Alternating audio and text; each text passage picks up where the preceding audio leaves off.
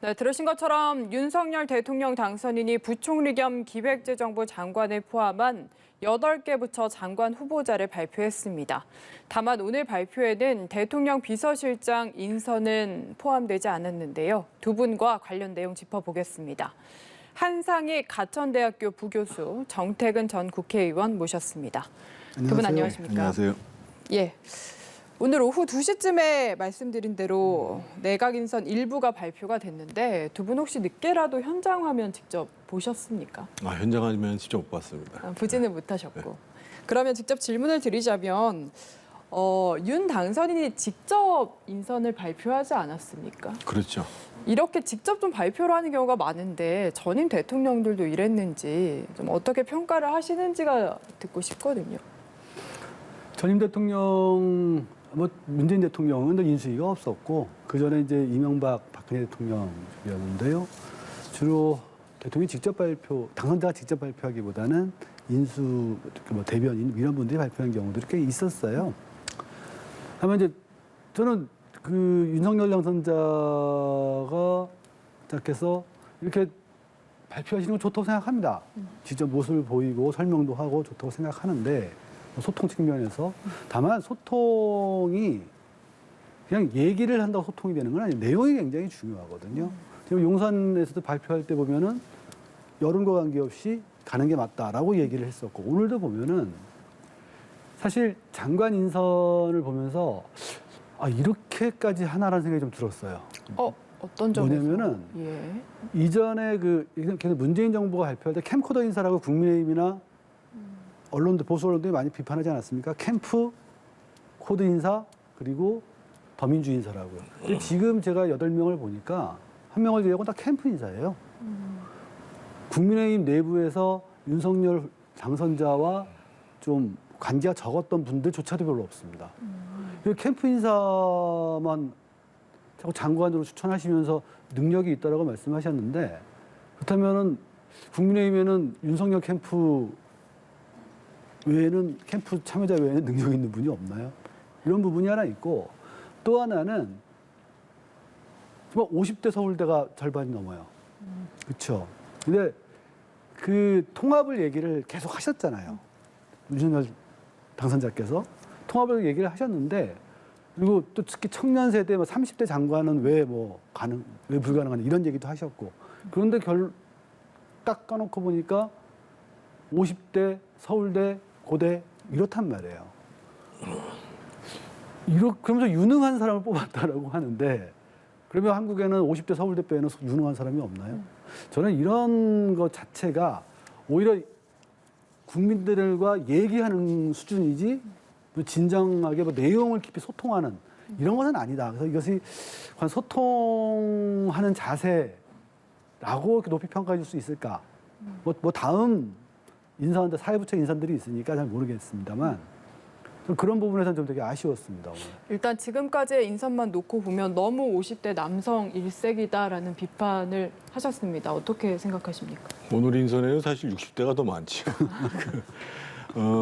저는 일단 그 당선인께서 직접 저렇게 나와서 함께 일할 사람들을 국민들한테 소개하는 것은 좋다고 보여지고요. 과거에 이제 처음 내각 발표할 때 이명박 대통령도 그런 발표를 하셨었는데 문제는 이제 저런 기조가 계속 가는 게 굉장히 중요하고 무엇보다도 이제 대통령들께서 이제 잘 나가실 때는 국민들한테 모습을 잘 보이다가 곤란한 일이 벌어지면 빠지는 경우가 많이 있고 특히 이제 문재인 대통령이 많이 그랬죠. 그래서 앞으로도 내각에 대한 발표뿐만 아니라 진짜 국민들이 듣고 싶어하는 것을 기자들이 물어보는 자리에 대통령께서 대통령이 취임한 이후에도 자주 모습을 드러내는 것이 굉장히 중요하다고 생각을 하고요. 오늘 인사와 관련해서는 지금 한 교수님께서 이제 캠프 인사라고 얘기를 했는데 제가 쭉 보니까 비교적 이제 능력이 검증된 사람이고 오늘 당선인께서 발표하실 때에도 안배라는 측면보다는 기본적으로 능력이 검증된 사람들을 중심으로 쓰겠다 이런 의지가 분명히 보였던 것 같고 무엇보다도 이제 지금 대한민국의 경제 상황이 굉장히 어려운 시점이기 때문에 그런 점들과 관련해 가지고 뭔가 이제 한 팀을 이룰 수 있는 사람 그리고 능력이 검증된 사람 이 사람들을 중심으로 해서 오늘 발표가 되어진 것 같고 오늘 일단 이제 그 인사검증이 끝난 사람들을 먼저 발표한 거고 아마 이제 금주중으로 조만간 인사검증들이 계속 되어지면 추가적인 국무위원들 발표도 있을 거고 그거와 동시에 이제 뭐 비서실장이라든지 청와대 진영도 함께 발표되지 않겠는가 이런 생각이 듭니다. 인사청문회는 좀 고려를 했다고 보십니까? 당연히 고려하죠. 예. 그러니까 지금 이제 어떻든 역대 어느 대통령보다 아주 다수 의석을 갖고 있는 야당을 상대해야 되는 것이고 더더군다나 지난 대선의 결과가 이제 0.73%라는 근소한 차로 나왔기 때문에 이 인사 검증 과정 속에서 야당이 공격할 수 있는 흠결들이 나온다고 했을 경우에는 당선인뿐만 아니라 실제로 지방선거를 앞두고 있는 국민의힘 쪽에도 상당히 부담이 되는 것이거든요. 그래서 한계는 있겠습니다만 기본적으로 이제 그 인수위라든지 인선을 준비하는 팀에서 검증하는 데 상당히 한계가 있어요. 그래서 바라건대는 이제 앞으로 이제 언론이라든지 야당에서 계속 인사 검증과 관련한 문제 제기가 될 텐데 어떻든 뭐 그 문제와 관련해서 후보자 본인이 소상하게 숨김없이 국민들한테 밝히는 것이 중요하다고 봐야 돼요. 예, 알겠습니다. 일단 총평은 두 분이 엇갈린 것 같은데 하나하나 살펴보겠습니다. 역시 가장 눈에 띄는 거는 경제부총리 겸 기획재정부 장관이 아닐까 싶은데요. 추경호 국민의힘 의원이 낙점이 됐습니다. 어떻게 평가하십니까? 그렇게 될 거라고 생각하신 분이 되셨어요. 예, 맞습니다. 그래서 그 보면서 이번 정부에도 이 기재부 주도성이 계속 되겠구나라는 생각이 좀 들었습니다. 왜냐하면 이분이 기재부 이제 핵심 관료 출신이시고요. 또 제가 알기로 기재부와 또 국무조정실장까지 거치면서 상당히 조정력 그리고 추진력을 인정받은 분이라고 알고 있습니다. 따라서 이분을 기획재정부 경제부총리 준다는 거는 앞으로 정부 부처를 끌어나가는데 여전히 기획재정부의 주도성을 인정할 거다. 나의 측근이다. 이렇게 얘기를 하는 건 똑같고요. 두 번째는 기재부 출신의 의원을 선임함으로써 이유, 아까 우리 정태근 의원님 말씀하셨지만 국회에 대한 문제가 감안된 것 같아요. 예. 그러니까 그냥 일반 관료나 학자가 들어와서 국회랑 상당히 정말로 어렵습니다. 근데 지금 기본적으로 172석을 가지고 있거든요. 그러니까 곧 그 추경, 소상공인 당국 추경, 그리고 예산국회가 들어갑니다. 이때 기재부 장관이 야당을 만약에 설득하거나 이거 협상을 해내지 못하면 정부 내년 사업 자체가 지금 문제가 될 수 있거든요. 그래서 두 가지 문제, 기재부를 장악해서 기재부의 주도성을 가질 수 있는 측근. 두 번째는 국회와 상대를 해서, 어차피 재선위원이니까요. 상대를 해서 협상이나 이런 걸 할 수 있는 사람. 이런 측면에서 추경호 의원이 된 것이 아닌가 이렇게 생각이 됩니다. 네. 일단 그 기재부 출신은 크게 보면 이제 인맥상으로 보면 이제 예산을 전문적으로 담당하는 사람이 있고요. 그리고 이제 경제 정책을 담당하는 사람이 있습니다. 근데 이제 지금 시기가 오늘 이제 추경호 그 내정자가 얘기를 했습니다만 물가를 안정시키면서도 추경은 예상대로 하겠다라고 할 정도로 지금 상황이 굉장히 복잡하고 어려운 상황이에요. 그래서 이런 시기에 있어서는 당연히 이제 경제 정책을 다뤘던 사람들을 쓰는 것을 기본으로 삼고 있고 그래서 이제 추경호 후보자뿐만 아니라 계속 거론됐던 뭐 본인이 고사했습니다만 뭐 임종영 전 금융위원장이라든지 같이 거론됐던 최상목 위원장 이런 분들이 다 경제 정책 파트에 있었던 사람들입니다. 그래서 더더군다나 이제 추경호 후보자 같은 경우에는 국무조정실장을 하면서 정부의 이제 다방면의 정책 조율 과정들이 있었었고 무엇보다도 이제 국회에 와서는 이제 수석 원내 부대표를 했었죠. 예. 그래서 이제 원내 관계가 실제로 어떻게 돌아가야 되는지도 잘 알고 있는 상황이고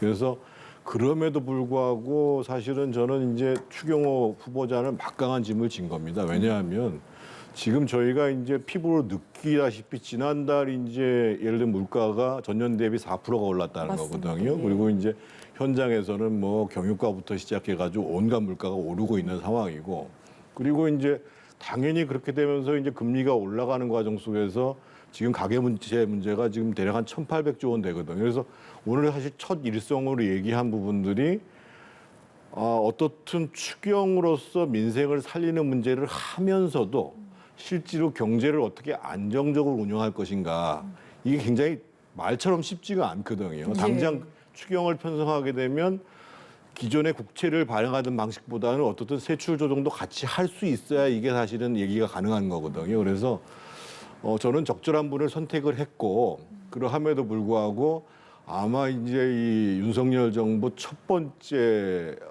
부총리 겸 기재부 장관으로서 굉장히 고생을 많이 할 거라고 저는 생각을 합니다. 예. 그리고 다음으로 국토부 장관 후보자에는 원희룡 전 제주지사가 발탁이 됐는데 역시나 또 어깨가 무겁지 않을까 싶습니다. 그렇죠. 특히 이제 전 정부에서 이제 정치 출신 국토부 장관이 계속 실패를 해왔던 전력이 있는데 저 개인적으로는 뭐 원희룡 후보자를 잘 압니다만 사실은 뭐 총리에 지명돼서도 모자람이 없는 사람이고 무엇보다도 본인이 이제 정치인이면서도 정책적 이해력이 굉장히 뛰어난 사람이에요. 근데 국토부가 지금 현안이 굉장히 많습니다. 예를 들면 가장 우선적인 것들이 이제 뭐 부동산에 대한 안정. 그래서 본인도 부동산 시장의 안정과 더불어서 오늘 이제 얘기했던 부분들이 서민과 청년들한테 소위 주거에 대한 꿈을 갖을 수 있도록 해주겠다 이런 얘기를 했는데 그것뿐만 아니라 실제로 이제 대선 과정 속에서 보면은 뭐 여러 가지 그 부동산 세제의 개편 문제뿐만 아니라 특히 이제 이 수도권 지역에 이제 그 광역급행철도라고 그러죠. GTX라고 그러죠. 예. 이 공약들을 굉장히 많이 했는데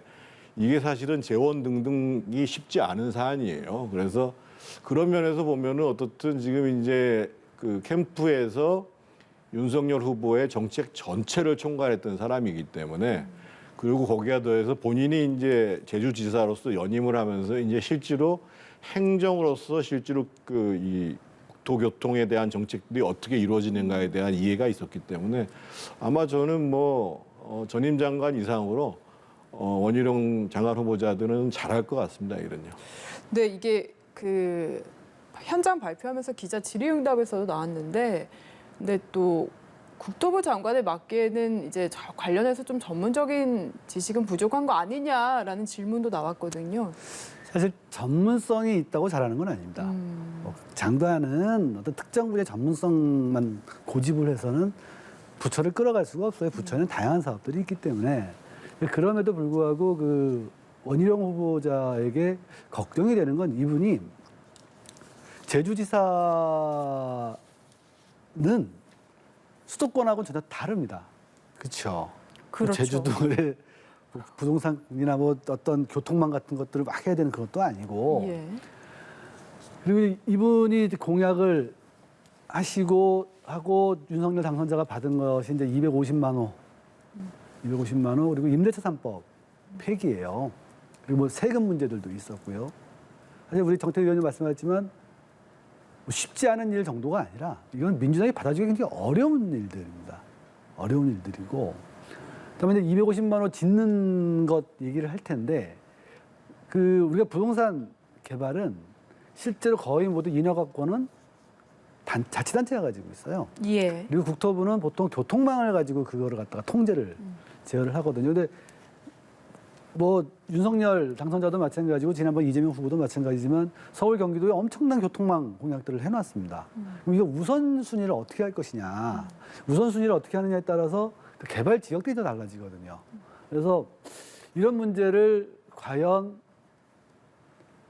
잘 해낼 수 있는가에 대한 의구심은 있는데 이렇게 말씀드리고 싶습니다. 잘해야 된다.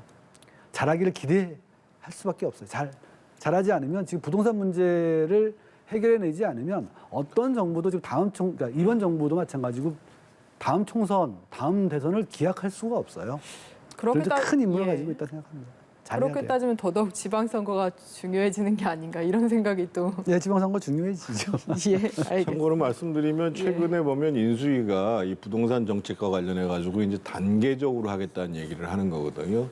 지금 말씀하시는 것처럼 이제 예를 들면 뭐 임대차 3법의 문제라든지 이 보유세, 재산세하고 그 종부세를 통합한다는 문제라든지 이 문제는 다 법사항입니다. 근데 가장 대표적인 것 중에 하나가 뭐냐면 양도세 중과 유예. 저희가 보통 양도세를 2주택자 같은 경우는 65%, 3주택자는 이상은 75%까지 중과하도록 되어 있는데 이거는 사실은 시행령을 가지고 사실은 한시 유예를 할 수 있습니다. 그랬더니 문재인 정부 때도 한 6개월 정도 했던 것이고 그래서 이렇게 이제 우선적으로 할 수 있는 것부터 시작해서 단계적으로 하고 그런 측면에 있어서 이제 이 원희룡 후보자 같은 경우가 정책에 대한 이해도도 높을 뿐만 아니라 이것이 실제로 현실 정치에서 가동되려면 어떤 수순을 밟아야 되는지에 대해서는 아마 이제 현장에 있는 전문가 이상으로 정무적 감각이 있을 거거든요. 그래서 그런 면에서 보면 아마 상당히 잘할 수 있지 않겠는가 이렇게 기대를 해봅니다.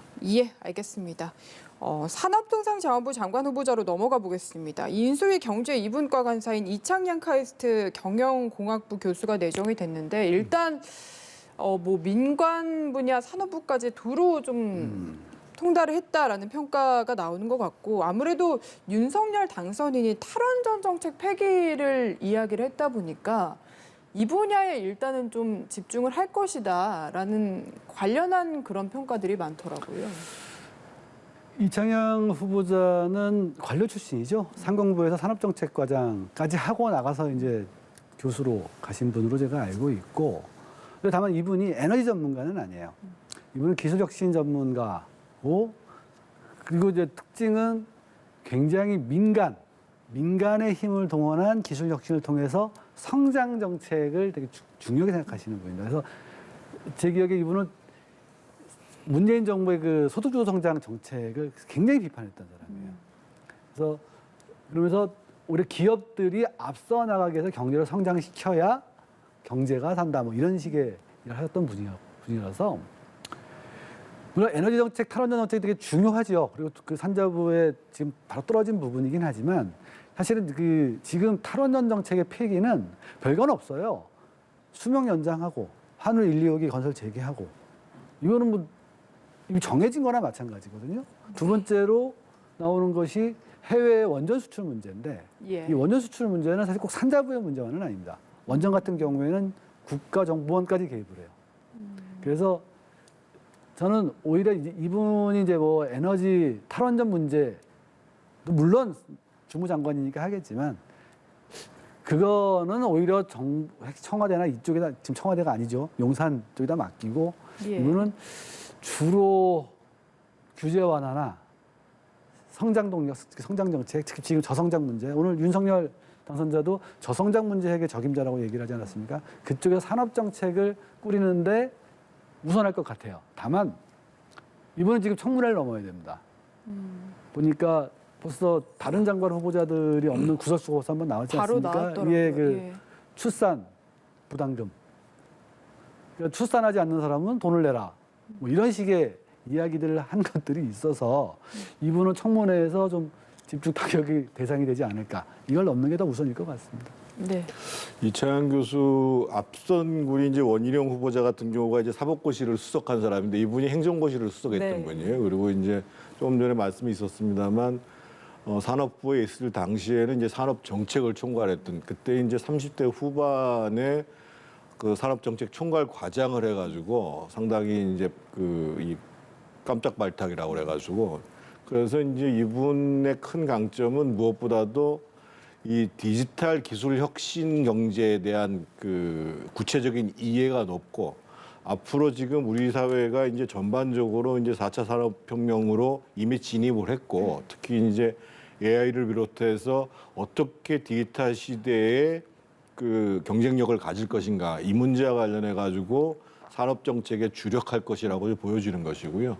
아마 이제 그 탈원전 문제 같은 경우에 있어서도 지금 이제 탈원전과 관련해 가지고 이제 기술의 혁신 요인들이 있습니다. 기본적으로 이제 저희가 어떻게 하면 이 스마트 원자로를 만들어서 안전성도 뛰어나면서 기본적으로 지속적인 에너지 공급들을 해나갈 수 있는 원자로를 개발하는 문제도 있고 동시에 남아있는 문제가 이제 어떻게 하면 실제로 사용 후 폐기물을 비롯한 여러 가지 문제들을 잘 기술 혁신을 통해서 풀어낼 것인가 이런 문제도 있어서 그런 문제에 대한 이해도 굉장히 밝은 사람입니다. 그래서 오늘 이렇게 쭉 전반적으로 보면 어떻든 그 윤석열 당선인의 입장에서 보면 어떻든 해당 분야에서 실력이 있거나 실제로 역점 정책에 대해서 구체적인 이해와 능력을 갖고 추진할 수 있는 사람 이런 부분들을 중심으로 했고 검증 과정들은 뭐 여전히 이제 앞으로 이제 실제로 이거 뭐 다양한 언론과 야당의 이제 검증 과정들이 진행되겠죠.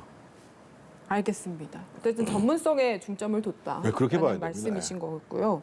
하나만 더 좀 집중적으로 보도록 하겠습니다. 국방부 장관의 이종섭 전 예비역 중장이 지명이 됐는데 좀 눈에 띄었던 게 추경호 경제부총리 이어서 두 번째로 바로 소개가 됐거든요.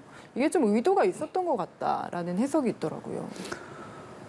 지금 그만큼 국방 안보 문제가 좀 심각하다고 봐야죠. 왜냐하면 지금 북한이 계속 미사일을 발사를 하고 있고 4월 15일 태양절 때 뭐 핵실험을 할 수도 있고 이런 부분 이런 것을 할 때 빨리 이 국방 부분이 좀 안정이 돼야 됩니다. 안보 부분이. 근데 지금 이제 그 외교부 장관, 국정원 그리고 국방부 장관 셋이 이제 축인데 국정원장은 지금 아직 박지원 원장이 하고 계시고 외교부 장관은 곧 발표하실 테고. 특히 이제 한미 관계 전문가가 되실 가능성이 굉장히 큰데 외교부 장관. 그래서 그런 상황에서 처음으로 발표하는 외교안보 분야의 장관이기 때문에 아마 두 번째 는 것 같기도 하고요. 예. 그리고 이분이 좀 재밌는 것이 합참 차장까지 하신 분이에요. 네. 그래서 저는 어떤 생각이 들었냐 이게 저 혼자만의 생각일지도 모르지만 용산 이전하고도 관계가 있지 않나 싶습니다. 약간 다독이라고. 그래서 지금 보시는 국방부가 좀 흔들리는 상황이거든요. 어쨌든 이사를 가야 되는 상황이에요. 5월 10일부터 거기 근무하겠다는 거니까요. 그러면 합참까지 연쇄적으로 지금 영향을 받고 이게 분위기가 뒤숭숭할 수밖에 없거든요. 이럴 때 빨리 국방부 장관 후보자를 임명을 하고 이 후보자를 중심으로 해서 좀 그 국방부와 합참문을 좀 다독이는 이런 역할도 기대해서 이분을 지명을 하고 또 빠르게 다른 그 외교안보 부처 장관들과 달리 빠르게 지명한 것이 아닌가 이런 생각이 좀 들었습니다. 예. 이종섭 후보자 같은 경우에는 이제 아까 경력에 나와 있습니다만 이제 이사단장, 7군 단장을 하면서 야전에도 있어봤고 실제로 이제 합참의 차장을 했습니다. 그리고 이제 무엇보다도 소위 이제 미국과의 관계에 있어서 이 정책통이라고 봐야죠. 그러니까 이제 야전 경험이 있는 정책통이고 특히 이제 이 미국과의 관계에 있어서 상당히 이제 그 네트워크나 이해도가 높은 분이라고 봐야 되는 거고 그래서 사실은 이제 삼성 장군 출신 중에서는 처음으로 지금 국방부 장관 후보자로 내정된 겁니다. 이제는 거의 다 사성 장군 출신들을 했었거든요. 뭐 저는 개인적으로 이제는 국방부 장관이 뭐 민간에서도 할 때가 됐다 이렇게 저는 생각을 하는 사람입니다만 네. 어떻든 이제 윤석열 당선인 입장에서 보면 지금 이제 실제로 야전과 정책들을 아우르면서 더 중요한 부분들은 그런 이제 정책에 대한 능력들뿐만 아니라 실제로 한미 관계에 있어서의 역할을 할 수 있는 점. 실제로 이제 저분이 MB 정부 때는 그 당시에 이제 외교안보실에서 안보 비서관으로 일을 했습니다. 그래서 지금 뭐 국방부 장관 후보자로서는 뭐 그렇게 나무랄 데가 없는 분이고 그런데 이제 지금 사실은 이미 지금 앞으로 이제 4월 15일이 되면 뭐 김일성 생일에 이제 뭐 핵실험이든 다시 한번 ICBM 도발을 할 수도 있다 이런 얘기가 나와 있는 거고 예. 지금 실제로 미국이 지금 이제 이 동아시아에 신경 쓸 여력이 없는 상황이고 그런 속에서 실제로 이제 이 굳건한 안보 전략들을 어떻게 가져갈 것인가의 문제와 관련해서는 특히 이제 전임 그 국방부 장관들이 이제 당연히 이제 대통령들의 이제 소위 대북 정책에 맞춰가지고 정책들을 가져가는 것 속에서 일정 정도 혼선이 있었던 것이 사실이거든요. 그런 과정 속에서 이제 새 정부에 들어서 소위 안보 국방 정책을 어떻게 가져나갈 것인가. 그리고 현실적으로 지금 사실은 지렛대가 없는 상황 속에서 현존하는 북한의 위험에 대해서 어찌 대비를 할 것인가. 그리고 이제 이 인도아시아 태평양 전략과 관련해 가지고 한국이 어떤 스탠스를 취해야 될 것인가 이런 등등의 문제가 다 고려된 인사가 아닌가 이렇게 보여집니다. 예, 알겠습니다. 장관 인선과 관련해서는 여기까지 두 분 이야기 들어보도록 하겠고요. 윤석열 당선인 행보와 관련한 이야기 좀 이어가 볼 텐데요. 이번 주부터 대구 경북을 시작으로 지역 순회에 나설 예정인데 눈에 띄는 게 박근혜 전 대통령과 일정을 조율 중이다라는 얘기가 계속 나왔고 12일로 지금 최종 날짜가 조율이 됐습니다. 두 사람의 만남에서 좀 어떤 메시지가 나올지, 만남에서 어떤 그림이 그려질지에 따라서 좀 정치적인 메시지가 어떻게 될 것인가 좀 궁금해지는 상황이거든요. 어떻게 보고 계십니까? 결국 국민의힘의 지금 최대 주주는 뭐 윤석열 당선자겠지만 이른바 전통적인 주주는 박근혜 예. 전 대통령이란 말이에요. 근데 윤석열 후보자가 전 대통령에게 40년을 넘게 구형을 했던 악연이 있잖아요. 그렇죠. 이런 부분에 대해서 윤석열 당선자가 좀 풀어야 돼요. 풀어야만 자기 세력을 다 결집시키는 것이 되거든요. 또 이제 지금 대구 같은 경우에 유영아 변호사 또 출마를 하지 않았습니까? 예. 그 박근혜 전 대통령 오랫동안 옥바라지 비슷하게 한 하셨던. 5년 정도죠. 예. 근데 이렇게 되면은 또 이 국민의힘에서 후보를 낼 것인가 말 것인가 좀 곤란해져요. 유영아 변호사 어떤 관계를 맺을까? 물론 그렇다고 후보를 안 낼 수도 없는 거고.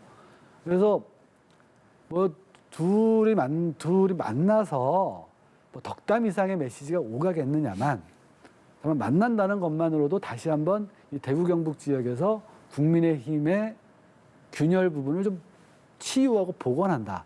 이 정도의 의미를 저는 가지고 그런 의미를 노리고 가는 거라고 생각이 듭니다. 그래서 그 다음에 어떤 특별한 메시지가 나올 것이냐 저는 그렇게 생각하지는 않아요. 왜냐하면 윤석열 당선자가 뭐 특별한 메시지를 낸다는 거는 어떤 면에서 박근혜 전 대통령을 이용하는 것처럼 보일 수도 있거든요. 예. 또 박 전 대통령 같은 경우에도 또 일단 덕담 뭐 잘하길 바란다는 것 이외에 이분에 대해서 뭐 지금 대통령 당선자에게 뭐 지지한다 만다라고 무슨 정책 메시지를 낼 수 있는 상황도 아니고요. 네. 그래서 저는 그냥 상징적인 의미로 균열을 치유한다는 의미 정도로 만나고 올 것이고 특별한 메시지는 없을 거라고 봅니다.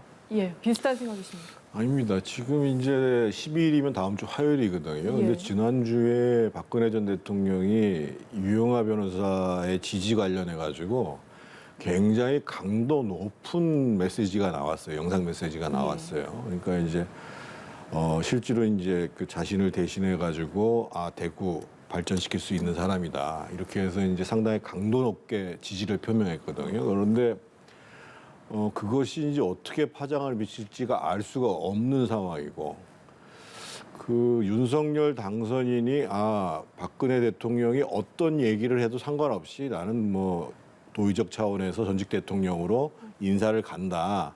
이렇게 생각하면은 뭐 화요일 날 박근혜 대통령과 만나는 일이 그냥 무리 없이 이루어질 텐데, 지금 박근혜 전 대통령 입장에서 보면 가장 본인이 억울하게 생각하는 측면 중에 하나가, 그러니까 이제 탄핵되고 난 다음에 검찰에 의해서 기소가 됐을 경우에 그 기소 중에 내용 중에 보면 소위 본인은 이론 한 푼 받은 바가 없는데 최서원 씨가 받은 돈을 경제 공동체로 간주를 해서 뇌물죄로 기소가 됐고 그게 대법원에서 확정이 됐거든요. 예. 그래서 그런 정도의 메시지를 할 거라고 생각하지는 않습니다만, 그런 문제에 대해서 만약에 박근혜 전 대통령의 서운함, 이건 좀 무리가 있는 것이 아니냐, 이런 식의 메시지까지 만약에 나온다고 한다면 사실은 윤석열 당선인의 입장에서 보면 상당히 난감한 거거든요. 그래서